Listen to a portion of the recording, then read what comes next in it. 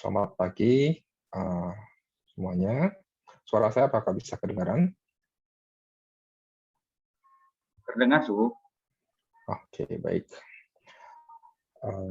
Bapak-bapak, ibu-ibu, dan sahabat-sahabat yang berbahagia, kita bertemu kembali di kebaktian pagi di Harapulita Dharma Suka. Hari ini kebaktian masih diselenggarakan secara online, ya, secara daring. Yang hadir di ruang Zoom ini seperti himbauan tadi dari moderator mungkin dapat menyalakan kamera supaya ya juga saya tidak sharing ke layar komputer saja ya, saya ketahuan siapa yang ikut mendengarkan.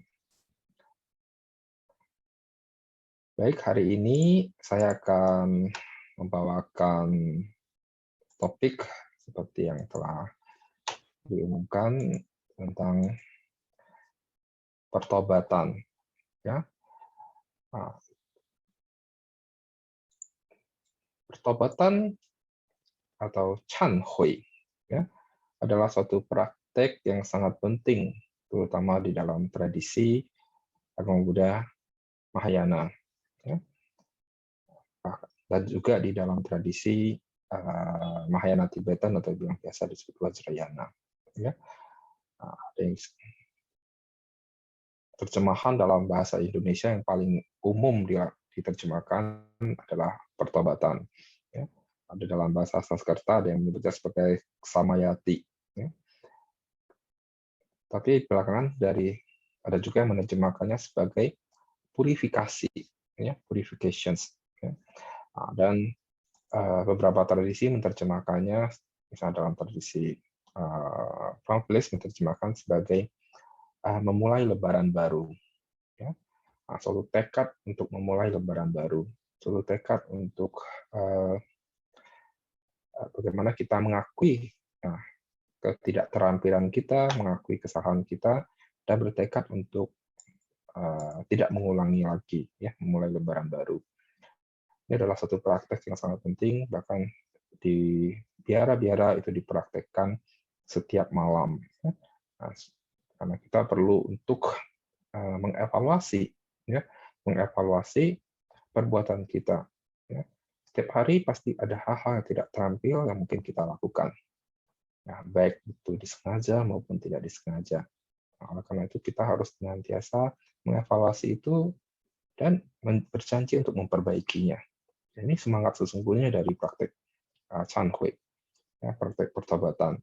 Nah, praktek ini jika ditelusuri lebih jauh lagi, bahkan di dalam tradisi-tradisi yang lebih awal, ya, di teks-teks yang lebih awal, kita juga bisa menemukan itu. Ya. Nah, di dalam tradisi Sangha, ya, terdapat suatu praktek yang disebut dengan apati, ya, pengakuan kesalahan. Ya. Nah, ini sangat mirip. Dalam praktek Sangha, apati pengakuan kesalahan juga disarankan dilakukan setiap hari, ya, setiap pagi atau setiap malam. Cara-cara pengakuan kesalahan di dalam Vinaya juga ada beberapa cara, ya, tergantung pelanggaran yang dilakukan. Ya. Nah, tapi praktek ini di umat tidak di teks di tradisi misalnya Theravada tidak terlalu ditemukan. Ya. Nah, walaupun di dalam beberapa parita kadang-kadang juga ditemukan, ya, seperti bagaimana mengakui kesalahan di hadapan Buddha, Dharma, dan Sangha. Nah, dari sana kita lihat perkembangannya setelah ke tradisi Mahayana dan Vajrayana, ya, praktek ini menjadi bagian yang sangat penting dalam latihan. Ya, di mana kita harus melakukan purifikasi untuk mengingat, mengevaluasi perbuatan kita. Nah, di dalam Sutra Altar bab ke-6, Sutra Altar adalah suatu catatan ceramah atau khotbah dari Mahabiksu Huineng, ya, patriark ke-6 dari silsilah Chan atau Zen di Tiongkok. Nah, di dalam bab ke-6 dari Sutra Altar, beliau mengatakan pertobatan adalah menyesali kesalahan masa lalu. Ya.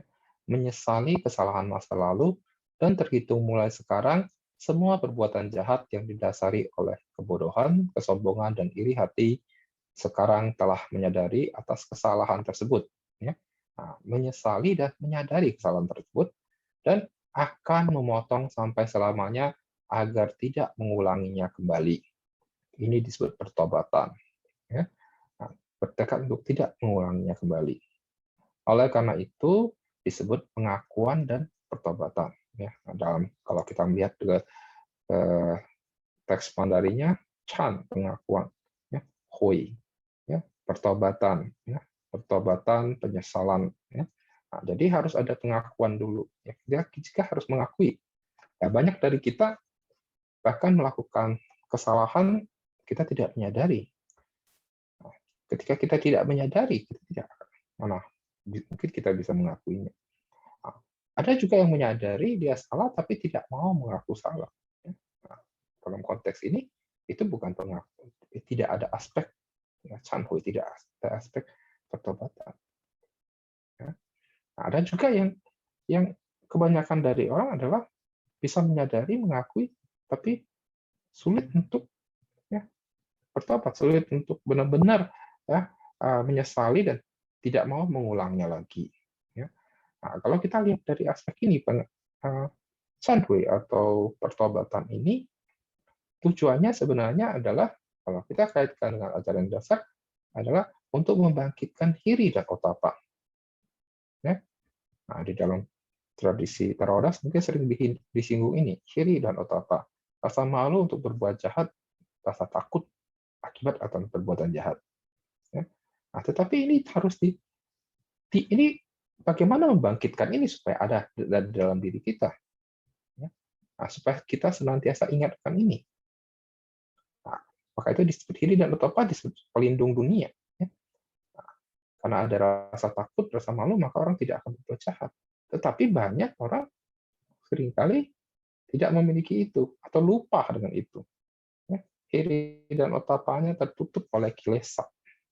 Nah, tertutup oleh kekuatan, dorongan, loba, dosa, dan moha. Ya. Nah, oleh karena itu, praktek untuk pengakuan kesalahan setiap hari, pertobatan yang dilakukan setiap hari, sangatlah baik untuk dilakukan. Sehingga kita selalu mengingatkan ini. Ya. Nah, kita membalikkan diri kita untuk ingat. Ya. Nah, sehingga kita tahu untuk tidak mau berbuat jahat dan ingat akan akibatnya. Para guru selalu mengatakan ya di dalam termasuk di dalam Bodhisattva Kayura Sutra dikatakan orang suci atau para bodhisattva berlatih di sebab. Nah, orang awam hanya melihat akibat. Jika kita ingin tidak mendapatkan buah-buah karma, buah-buah negatif, buah karma negatif, buah karma buruk, kita jangan berbuat buruk. Nah, bukan sebaliknya. Udah itu yang dilakukan kebanyakan orang adalah setelah buah karma buruknya muncul, baru dia ingat mau memperbaikinya, mau bikin pertobatan. Itu sebenarnya sudah telat. Ya.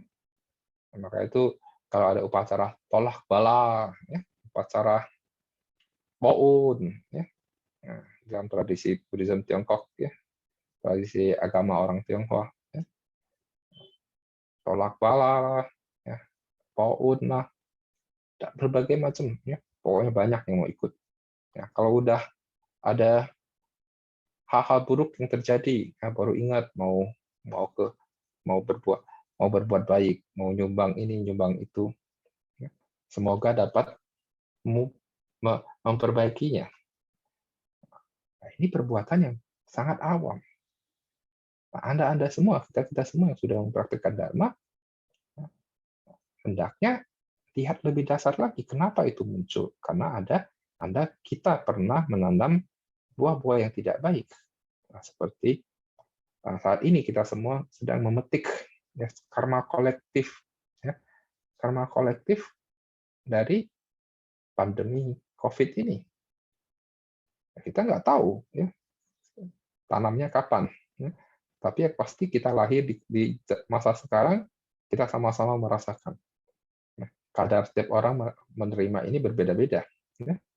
Ada yang biasa-biasa saja, ada yang mungkin sangat berat, ya, bahkan ada yang terkena dampak, bahkan terkena penyakit, ya, terkena COVID, ada yang bahkan sampai meninggal, ada yang banyak, ada orang keluarga dekat kita yang kena. Tapi ada juga ya, yang memperoleh keuntungan dari pandemi ini. Ya. Nah, jadi berbeda-beda kadar setiap orang menerima akibat dari karma kolektif ini. Ya. Nah, ini tergantung perbuatan ya, kita di masa lalu. Oleh karena itu, nah, kita harus lihat ke sebabnya. Ya. Jangan melihat ke akibatnya. Jangan takut, kalau takut akan akibat, lihat di sebabnya. Jangan berbuat jahat. Ya. Nah, orang awam yang bodoh hanya tahu mengakui kesalahan masa lalu, namun tidak tahu menyesali kesalahan masa lalunya. Karena tidak menyesalinya, maka kesalahan masa lampaunya belum lenyap. Kejahatan selanjutnya sudah muncul kembali. Jadi kesalahan masa lampau yang tidak lenyap dan kejahatan selanjutnya muncul kembali. Bagaimana disebut dengan pengakuan dan pertobatan. Ya. Banyak orang mengatakan kita selalu melakukan pengakuan dan pertobatan atas kesalahan atau chanhui. Tapi kok kita terulang kembali? Karena kita tidak mempraktekkan itu ke hakikat yang paling mendasar. Nah, disebutkan di sini, kita mengakui tapi kita tidak menyesali, tidak benar-benar menyesali. Tidak. Karena benih dari perbuatan buruk ini masih ada. Ya. Oleh karena itu, yang disebut dengan Chen Chanhui ya, sesungguhnya adalah membersihkan batin kita. Membersihkan dari akarnya. Ya, di dalam syair pertobatan yang mungkin sudah familiar, kita banyak yang familiar. Ya. Nah, perbuatan buruk yang saya lakukan di masa yang tidak terhingga, yang disebabkan oleh loba, dosa, dan moha, yang diperbuat melalui tubuh, ucapan, dan pikiran. Nah, saya menyatakan penyesalan dan bertobat atas semuanya. Ya. Disebabkan oleh apa? Loba, dosa, dan moha. Ya. Disebabkan oleh keserakahan, kebencian, dan kebodohan. Nah, 3 akar kejahatan ini. 3 akar yang menghasilkan karma-karma buruk ini, kalau tidak bersih, ya akan muncul kembali. Akan selalu muncul kembali. Nah, selanjutnya saya akan berbagi di bab ke-6 dari Sutra Altar ini juga, Patriark ke-6 Mahabiksu Huineng juga merangkumnya dalam satu syair, ya, disebut Wu Xiang Song, syair tanpa wujud. Ya. Nah, syair ini seperti ini. Orang yang tersesat menghimpun berkah tidak melatih jalan pencerahan. Mereka menganggap menghimpun berkah saja adalah jalannya. Ya. Mi ren xiu fu bu xiu dao, zi yan xiu fu dian si dao. Ya. Jadi orang bodoh, jadi kan orang, mungkin kita termasuk orang-orang seperti itu ya. Nah, jadi kita menganggap bahwa menghimpun berkah itu adalah jalan, ya, adalah sang jalan, adalah jalan praktek, adalah praktek Buddha Dharma. Nah, padahal tidaklah demikian. Ya. Nah, 布施供养福边心中善恶原来照 berdana dan memberi persembahan akan memperoleh berkah yang tak terhitung. Namun ia turut menciptakan akar 3 kejahatan dalam pikiran. Ya. Nah, di sini Mahabiksu Huineng tidak mengatakan bahwa berdana atau memberikan persembahan tidak ada manfaat. Ada. Ya. Beliau memberikan berkah yang tak terhitung. Memberikan karma baik yang tidak terhitung. Namun turut menciptakan 3 akar kejahatan. Karena ini belum melihat kelatihan hakikat yang sesungguhnya. Mengutip kisah dari pertemuan Patriark pertama Mahabiksu Bodhidharma, ya. Bodhidharma ketika bertemu pertama kali ke Tiongkok, beliau bertemu dengan Kaisar Liang, ya, Kaisar Wu dari dinasti Liang, ya, Liang Wuti. Ya. Nah, Liang Wuti adalah seorang kaisar yang sangat mendukung agama Buddha. Banyak mensponsori penerjemahan kitab suci, membangun wihara, mensponsori penabisan biksu, biksuni. Sehingga agama Buddha memiliki pada masanya ya,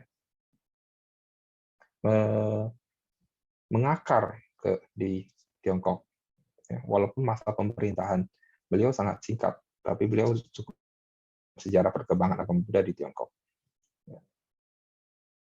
Yang Wuti bertanya kepada Mahabisku Bodhidharma, saya banyak membangun wihara, ya, mensponsori penerjemahan kitab suci, mensponsori sangga, berdana kepada sangga.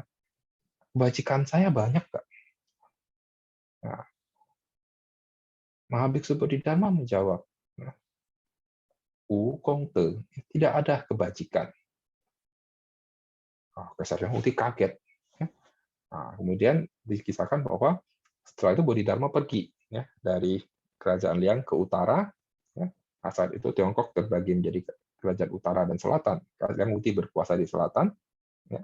Nah, akhirnya Bodhidharma pergi ke utara, ke Songshan, Gunung Song di dekat yang sekarang ada wihara Shaolin. Ya.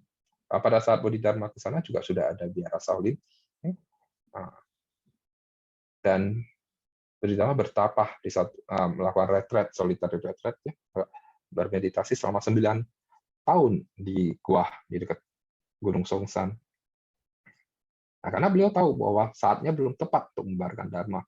Ya, orang sekali Kaisar Liang ya, saja belum bisa memahami Dharma yang diberikan. Ya, oleh karena itu dikatakan Bodhidharma menunggu di sana untuk menunggu pewarisnya. Akhirnya Huike, ya, patriark kedua datang, baru Bodhidharma mulai mengajarkan Dharma. Ya, ini dilihat kenapa dikatakan tidak memiliki kebajikan. Nah, dalam tradisi Buddhism, kalau kita membaginya menjadi Fute dengan Kongte, berkah dan kebajikan. Nah, Anda Kong yang Anda memberi dana, memberikan persembahan, jika tidak didasari oleh praktek dana paramita, tidak didasari oleh praktek melepas, ya, masih ada keakuan di sana, ya, masih hitung-hitungan, ya, berdana ini berkahnya lebih besar, ya, masih berhitung-hitungan seperti bisnis. Nah, di situ yang dipupuk hanya berkah, hanya karma baik, bukan kebajikan, bukan belum melakukan dana paramita. Nah, kita sering mendengar dana paramita kan, di setelah kebaktian ada dana paramita. Ya. Nah, Anda memberikan, ya Anda berikan itu hanya berkah atau sudah benar-benar merupakan kebajikan, sudah benar-benar parami. Kebanyakan yang dilakukan hanya merupakan perbuatan baik yang belum bisa disebut sebagai parami. Parami adalah sesuatu yang kita lakukan, tujuannya adalah untuk membawa ke, bukan mengejar berkah duniawi. Kita lakukan ini, tujuannya adalah untuk memupuk kebajikan yang akan membawa kita ke pembebasan. Nah, apakah Anda melakukan itu dengan dasar untuk pencerahan, untuk jalan menuju ke kebudayaan, untuk merealisasi nirvana, atau semata-mata mengejar berkah-berkah duniawi? Nah, jadi seringkali dalam agama Buddha disebut dalam melakukan perbuatan, ya, niatnya, cetana, niatnya itu yang menentukan buahnya. Nah, niat Anda melakukan ini apa? Ya. Nah, termasuk disebut di sini ya, ketika kita chanhui, niat kita apakah sudah benar-benar mampu membersihkan? Ya. Nah, chanhui yang sesungguhnya adalah bagaimana kita membersihkan batin kita. Ya, tentu membersihkan batin kita lewat berbagai perbuatan. Ya. Nah, berbagai perbuatan kebajikan, berbagai parami yang kita lakukan. Ya. Memberikan persembahan, berdana, dan lain sebagainya. Termasuk ya, syufu, ya, mengakumulasi kebajikan, ya, mengakumulasi berkah. Nah, berkah ini bisa menjadi kebajikan jika kita lakukan atas dasar itu. Ya, pertama, niat untuk melakukannya, lalu dasar itu kan untuk hitung untung rugi, bukan untuk memupuk keserakahan. Ya. Nah, karena dasarnya bukan bukan untuk pembebasan, maka itu ya jika kejahatan, dosa dosa moral masih terus mengikuti, masih akan terus muncul. Ya. Nah, bermaksud menghimpun berkah demi melenyapkan karma buruk setelah mempelai berkah di kehidupan ini, di kehidupan setelah mempelai berkah di kehidupan mendatang, karma buruk masih akan muncul. Ya. Nah, karena dasarnya ini bukan menuju pembebasan, ya. Hanya mengejar berkah, ya akar karma buruk masih tetap akan ada. Ya. Anda melakukan kebaikan besar, karma baik besar, berkah besar di kehidupan ini, Anda banyak berdana. Anda di kehidupan mendatang terlahir di keluarga yang kaya raya, tetapi Anda tidak menanam sebab-sebab untuk Anda bertemu dengan Buddha Dharma, ada sebab-sebab yang positif, ya, Anda juga bisa jatuh ya dalam berbagai perbuatan yang tidak baik.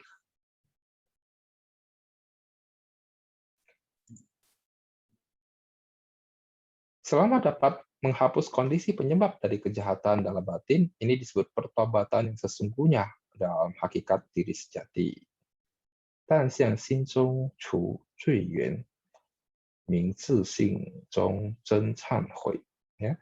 Jadi selama kita ingin benar-benar ya menghapus penyebab ya, penyebab dari kejahatan,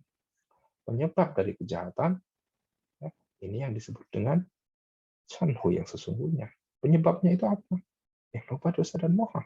Dan kita perlu mempraktekkan cara untuk menghapus lupa dosa dan moha, yaitu dengan mempraktekkan parami, ya. Nah, dengan mempraktekkan meditasi, dengan mempraktekkan 8 jalan utama. Begitu menyadari perdobatan sejati dari kendaraan agung, ia mengikis pandangan salah dan mempraktekkan kebenaran. Maka tiada lagi kejahatan. Wu da cheng zhen can hui, chu xie xing zeng li wu zui. Ya. Jadi ketika kita menyadari bahwa pertobatan sejati harus dikembangkan dengan membersihkan batin kita. Pertama adalah apa?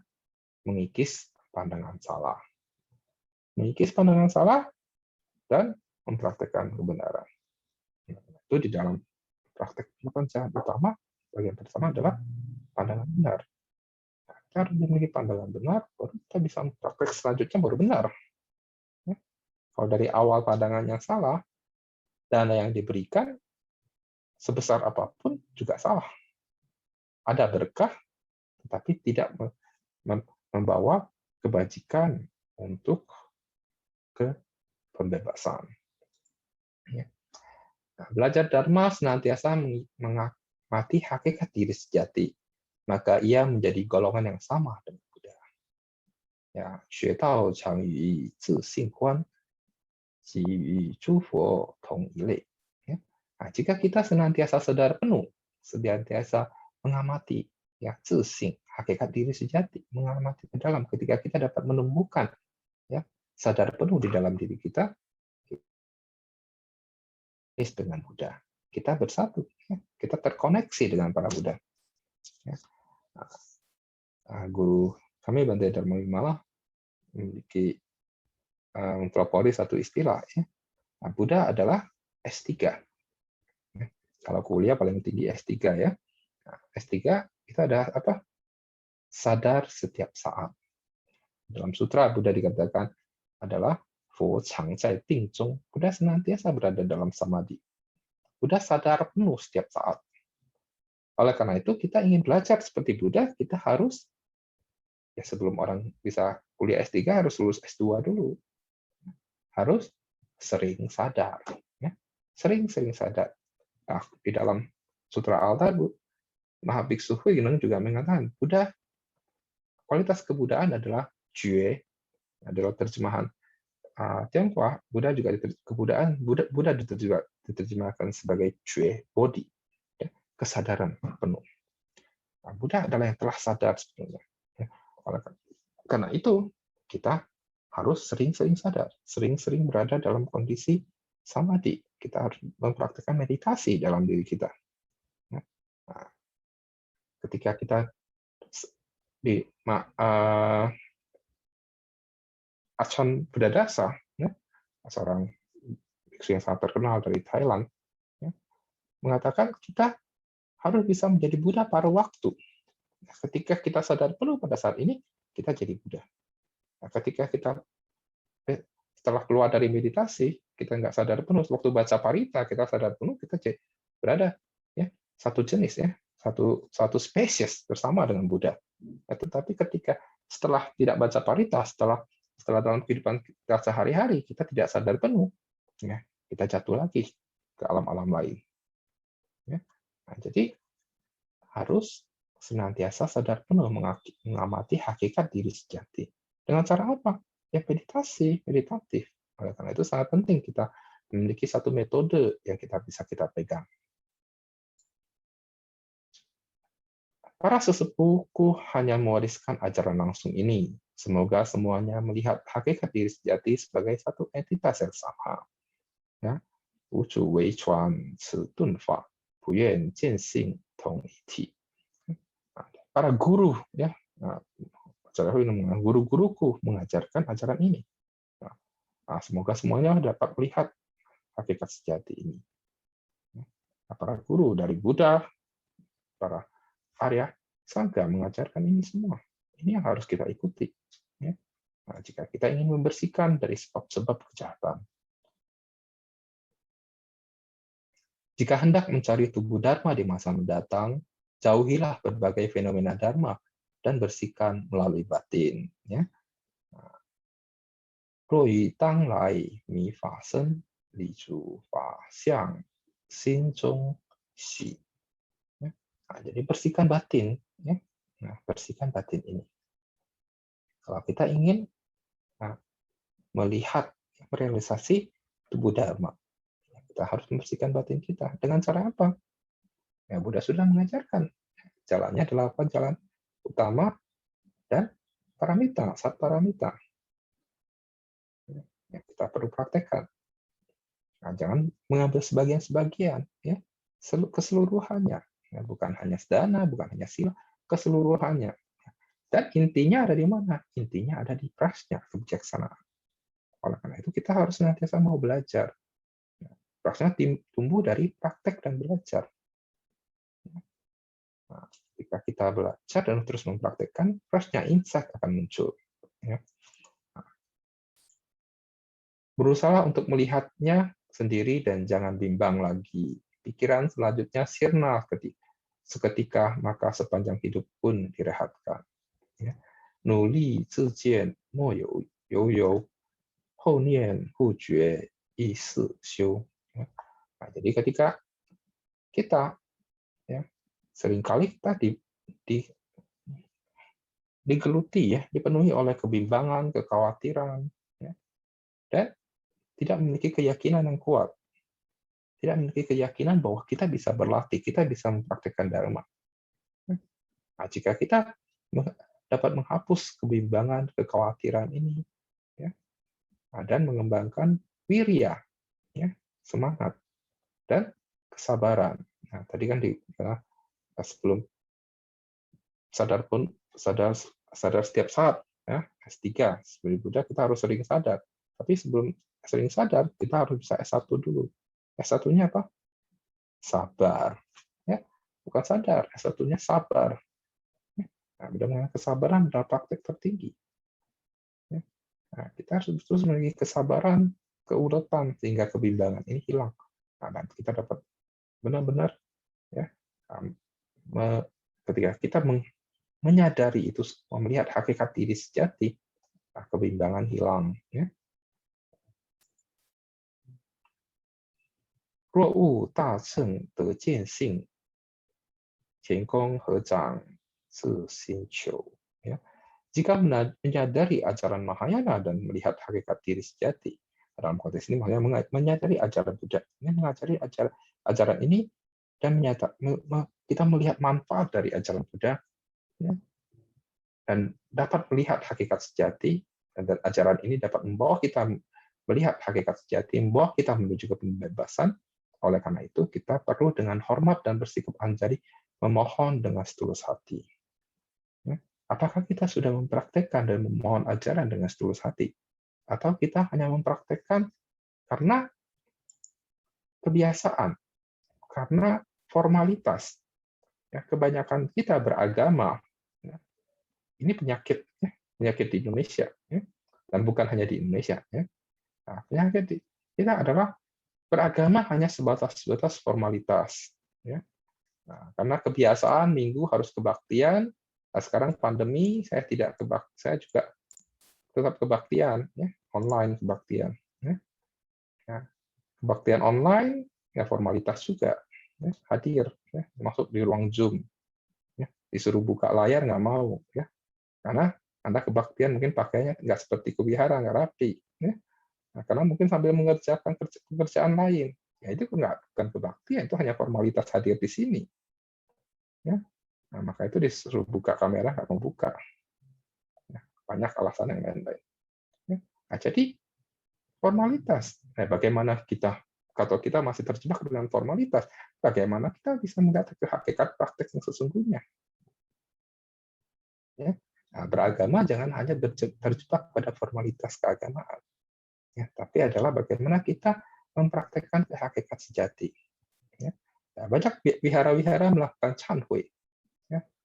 Imlek, ya, kemarin ada perayaan Baisaja Guru, Wan Im, ya, semua bikin Chanhui. Ya. Nah, bikin upacara Chanhui, bikin macam-macam. Ya. Setiap hari melakukan namaskara 88 Buddha.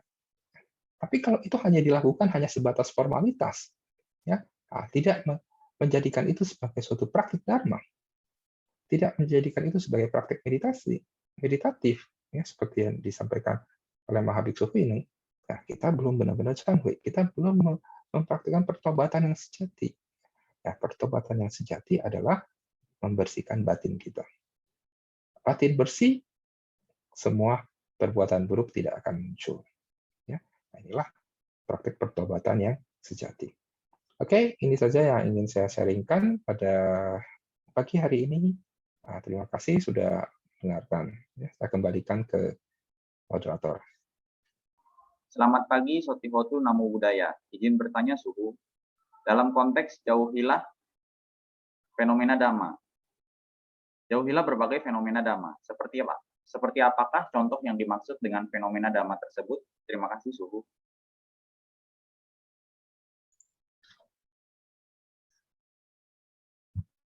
Sebentar, saya share itu.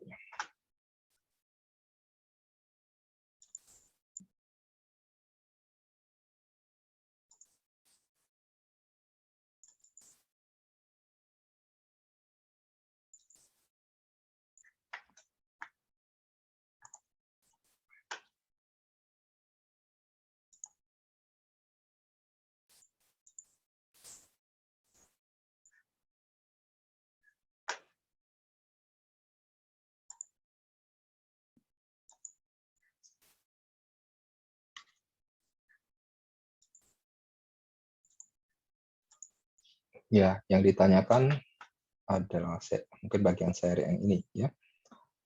Berbagai fenomena dharma, jauhilah berbagai fenomena dharma, ya, bersihkan melalui batin. Ya. Fenomena dharma di sini, ya, fenomena dharma di sini adalah kalau kita dharmanya adalah sebenarnya kalau dalam bahasa Sanskerta harusnya kecil, ya, dharma. Ya. Fenomena dharma di sini seringkali juga diterjemahkan sebagai berbagai kondisi, stop dan kondisi. Lebih jauh lagi adalah melekat pada berbagai kondisi. Maksudnya seperti itu. Dalam bahasa istilah lainnya adalah sangkara. Kita mengenal 诸法无我诸法无诸法无我诸法无常 ya, sabe sankara anicca, sabe sankara anatta. Nah, kenapa dia semua yang berkondisi ya disebut dengan dukkha, dengan anicca, tidak kekal dan tidak memiliki hakikat sejati, karena dia terus berubah. Ya.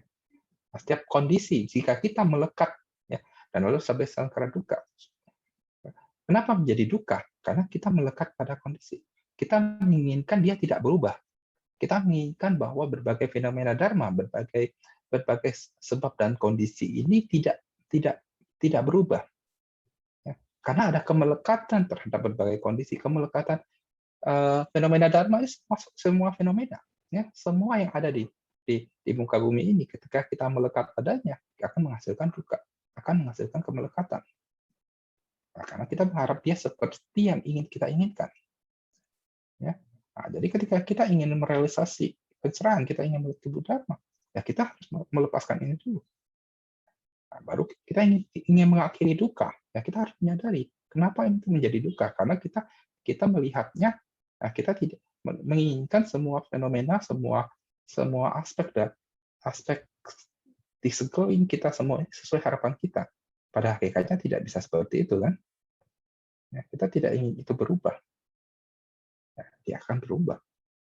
Orang yang Anda cintai, kondisi yang Anda senangi, semua bisa berubah. Nah, kita harus siap dia berubah. Nah, jika kita sudah berada pada zona nyaman dan kita tidak ingin dia berubah, akhirnya ketika perubahan itu datang, kita menderita. Ya, ini yang dimaksud dengan tidak menjauhi, tidak melekat pada semua fenomena dharma. Oke.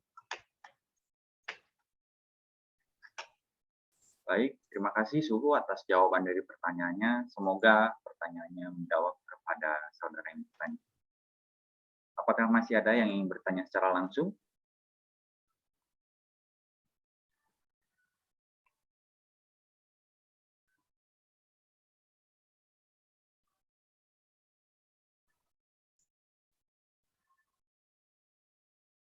Kita tunggu sebentar ya, Suhu. Mungkin ada yang sedang menyiapkan pertanyaan.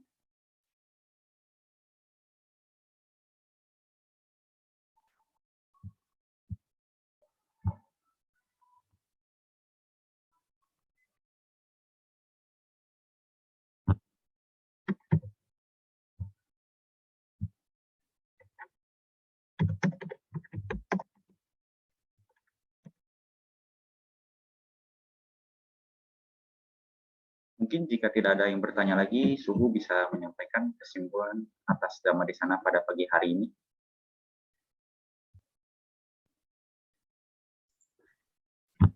Baik, terima kasih sudah mendengarkan.